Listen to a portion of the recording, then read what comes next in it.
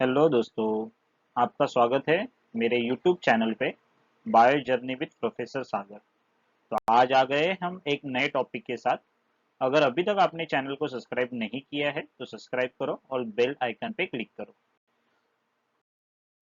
आज हम लोग स्टार्ट करेंगे topic that is translation. Okay, previous lecture में हम लोगों ने ऑलरेडी डिस्कस किया है transcription, genetic code and one more part that we have discussed in the last lecture is tRNA structure. Okay, तो ये सब आपको डिस्क्रिप्शन में, वीडियो के डिस्क्रिप्शन में मिल जाएगा। तो आज हम लोग एक स्टार्ट करेंगे नए टॉपिक के साथ, ट्रांसलेशन। तो ट्रांसलेशन क्या है? Protein synthesis. Okay, translation is nothing but protein synthesis. Okay, so whenever there is synthesis of protein from the mRNA, तो जब भी mRNA से प्रोटीन बनेगा उसको बोलेंगे ट्रांसलेशन। ओके, तो यहाँ पे देखो, ये है अपना mRNA।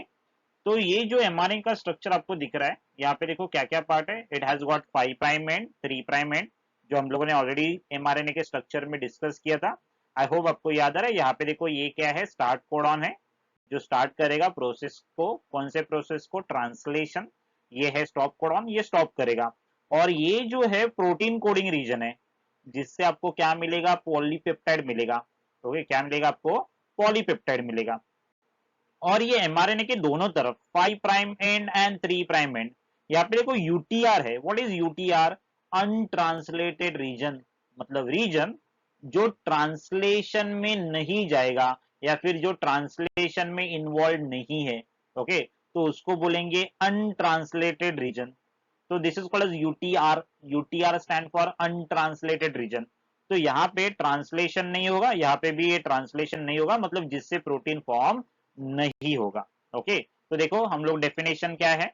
Translation is a process of synthesis of protein from mRNA. Okay, तो किसका सिंथेसिस हो रहा है? प्रोटीन का सिंथेसिस हो रहा है। किसके? That is from what? MRNA, बराबर। तो एमआरएनए से आपको क्या मिलेगा? प्रोटीन मिलेगा। एंड ऑब्वियसली ये प्रोटीन सिंथेसिस होगा राइबोसोम के ऊपर। आपको याद आ रहा है, राइबोसोम को बोलते हैं प्रोटीन फैक्ट्रीज। और यूकैरियोट में ये राइबोसोम प्रेजेंट होते हैं एंडोप्लाज्मिक रेटिकुलम के ऊपर। So therefore that endoplasmic reticulum is called as RER, rough endoplasmic reticulum. Okay, तो याद रखो राइबोसोम को बोलते हैं प्रोटीन फैक्ट्रीज। ये राइबोसोम के ऊपर क्या होगा? प्रोटीन सिंथेसिस होगा। प्रोटीन सिंथेसिस किससे होगा? एमआरएनए से होगा। So definition, translation is a process of synthesis of protein, मतलब प्रोटीन का सिंथेसिस हो रहा है किससे? From mRNA with the help of ribosome. तो यहाँ पे देखो ये ट्रांसलेशनल यूनिट है एमआरएनए का। क्या क्या है उसके पास? स्टार्ट कोडॉन है जो आपको दिख रहा है। हमेशा याद रखो स्टार्ट कोडॉन क्या रहता है? AUG. Okay, already that we have discuss in properties of genetic code. अगर वो लेक्चर सुनना है तो आई बटन पे क्लिक करो। ओके, उसके बाद में क्या है? That is region coding for polypeptide है, ये देख रहा है, प्रोटीन कोडिंग रीजन। उसके बाद में स्टॉप कोडॉन है। And there is UTR. UTR का फुल फॉर्म क्या है? अनट्रांसलेटेड रीजन, मतलब जो रीजन ट्रांसलेशन प्रोसेस में इन्वॉल्व नहीं है। दोनों तरफ है, 5 प्राइम एंड और 3 प्राइम एंड। ओके, तो there are 3 steps of translation. क्या है 3 स्टेप?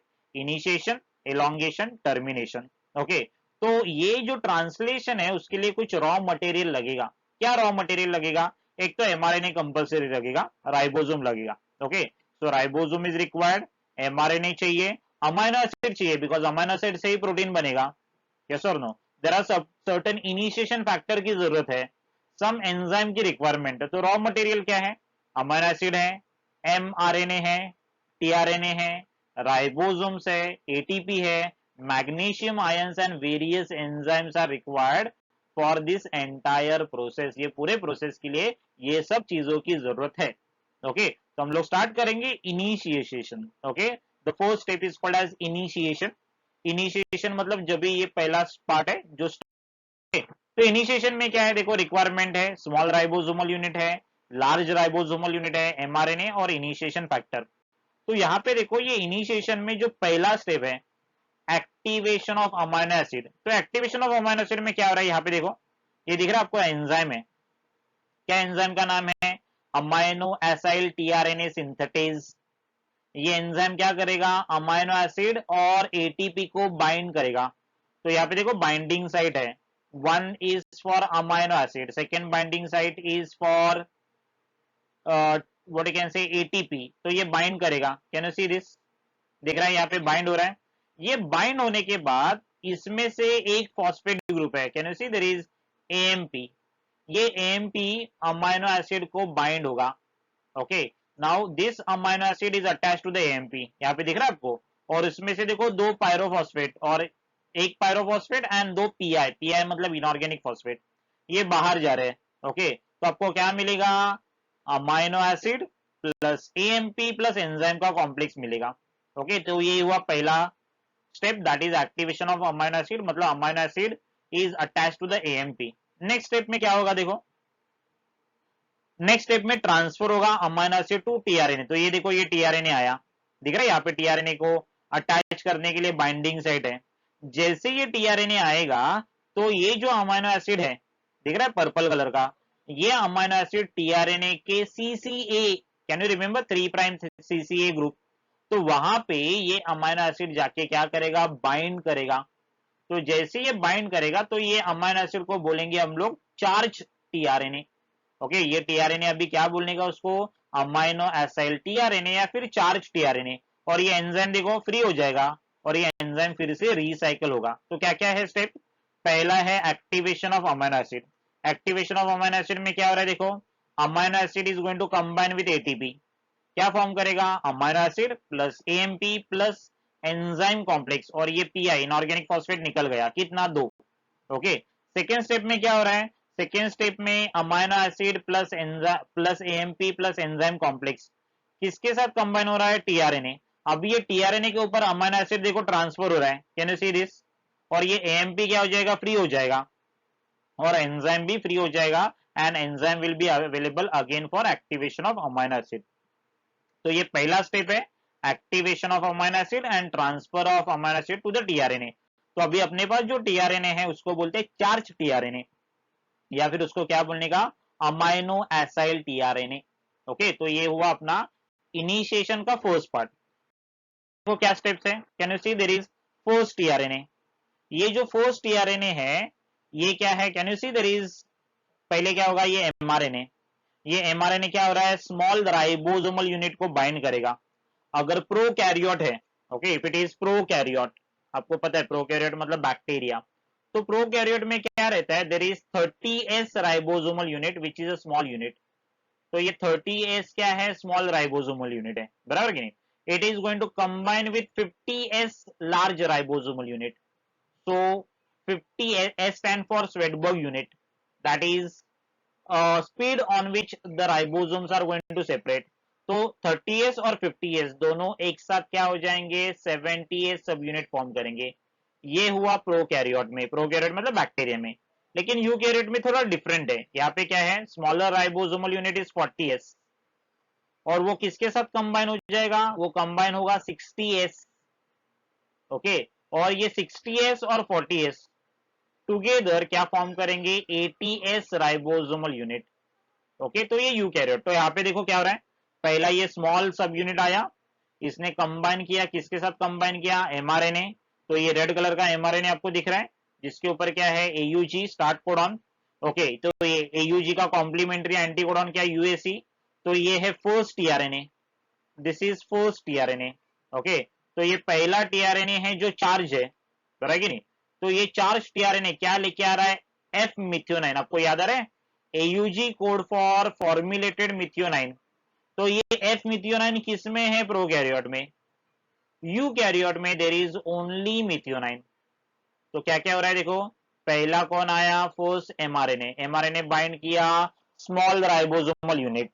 उसके बाद में कौन आया, टीआरएनए, टीआरएनए कहां पे क्या बाइंड किया, एयूजी, बिकॉज एयूजी कोडॉन है, यूएसी क्या है, anti codon, codon anti codon का पेयरिंग होगा। ओके, उसके बाद में कौन आया, लार्ज सब यूनिट। ओके, तो ये large sub unit can be 50s in prokaryote और it can be 60s in eukaryote.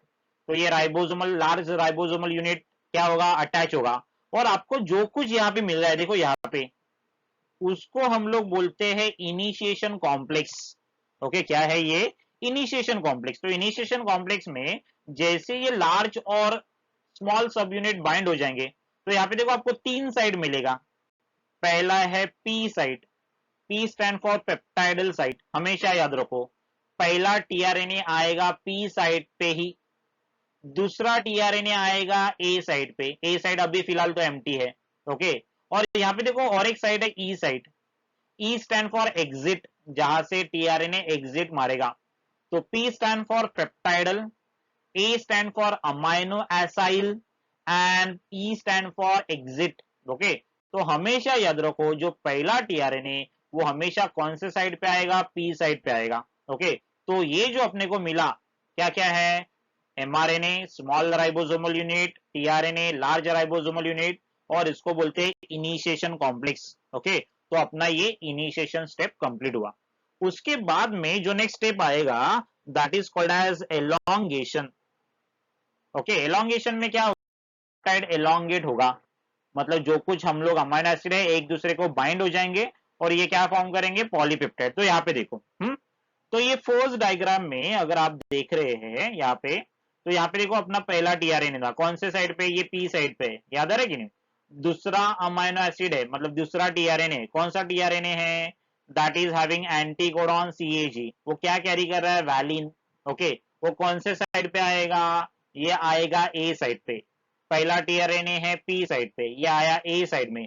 अभी ये जो एफ मिथियोनाइन है, दिख रहा है, ये एफ मिथियोनाइन है, ये क्या होगा, ये एफ मिथियोनाइन ट्रांसफर होगा, किधर ट्रांसफर होगा, ये वैलिन के सर पे ऊपर। यहाँ पे देखो एक पेप्टाइड बॉन्ड फॉर्म हो रहा है, ओके। तो ये पेप्टाइड बॉन्ड के लिए एक एंजाइम चाहिए, ये एंजाइम का नाम है पेप्टाइडल ट्रांसफरेज, ओके। क्या नाम है ये एंजाइम का, पेप्टाइडल ट्रांसफरेज, ओके। क्या नाम है, पेप्टाइडल ट्रांसफरेज। अब ये पेप्टाइडल ट्रांसफरेज क्या कर रहा है, पेप्टाइडल ट्रांसफरेज करेगा फॉर्मेशन ऑफ पेप्टाइड बॉन्ड, मतलब दो अमाइनो एसिड के बीच में जो अमाइनो एसिड जो पेप्टाइड बॉन्ड फॉर्म होगा, ये किसके वजह से हो रहा है, पेप्टाइडल ट्रांसफरेज। लेकिन ये पेप्टाइडल ट्रांसफरेज होता किधर है, ये पेप्टाइडल ट्रांसफरेज होता है लार्ज सब यूनिट के अंदर। तो यहाँ पे देखो अभी ये जो टीआरएनए ना आपको दिख रहा है फर्स्ट टीआरएनए, अभी ये फर्स्ट टीआरएनए के पास विदाउट अमाइनो एसिड है, मतलब वो क्या हुआ, अनचार्ज। अभी क्या होगा, राइबोसोम है ना, राइबोसोम वो आगे की तरफ बढ़ेगा, किधर से किधर, from 5 prime end to 3 prime end. MRNA उसकी अपनी जगह पे है, राइबोसोम क्या होगा, आगे शिफ्ट होगा। आगे आगे शिफ्ट होगा मतलब यहाँ पे देखो, यहाँ पे एयूजी है, can you remember this, okay. मतलब मेरा जो पहला टीआरएनए है, ये टीआरएनए आया अभी ई साइड पे, ओके। दूसरा टीआरएनए है, ये किधर आएगा, it is going to come into the P side. अभी ए साइड तो एम्प्टी है ना, बराबर। तो ए साइड पे आएगा नया tRNA with new amino acid. तो यहाँ पे देखो पीएचई है, मतलब फिनाइल एलानाइन, ओके। तो ये राइबोसोम आगे आगे बढ़ता जाएगा। तो ये हमेशा याद रखो, ये एमआरएनए का मूवमेंट नहीं हो रहा है, किसका मूवमेंट हो रहा है, राइबोसोम का मूवमेंट हो रहा है। और वो प्रोसेस को हम लोग बोलते हैं ट्रांसलोकेशन। तो हमेशा याद रखो, ribosome is going to move from 5 prime end to the 3 prime end of the mRNA, okay. मतलब क्या होगा, जो मेरा पी साइड था वो अभी ई साइड बन गया, जो मेरा ए साइड था वो मेरा पी साइड बन गया, और फिर से ए साइड एम्प्टी है, और ये साइड पे आएगा नया टीआरएनए, ओके। तो ये क्या आ रहा है, ये ट्रांसलोकेशन हो रहा है, इसको क्या बोलने का, ट्रांसलोकेशन।